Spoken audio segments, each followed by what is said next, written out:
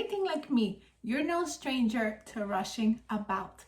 Getting everything done super duper fast is the name of the game. The quicker you do things, the better it is, right? Not exactly. So today on day 19 of the FlyLady 31 baby step, we're gonna talk all about slowing down.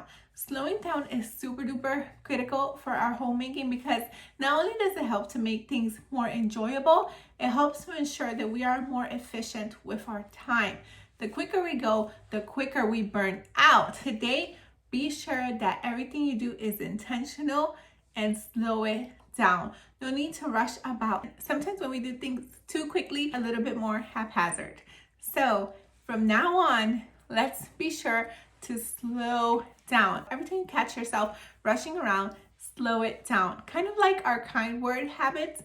This is an all-day thing, so feel free to put it wherever you want in that free printable so that we can remember to do it all day long. Be sure you're practicing slow, intentional movements all throughout our tasks today. Write it down on our habit list, and once you finish that, be sure to comment done in the comments down below for a chance to win, and I'll see you tomorrow for day 20 of the FlyLady 31 Baby Step Challenge.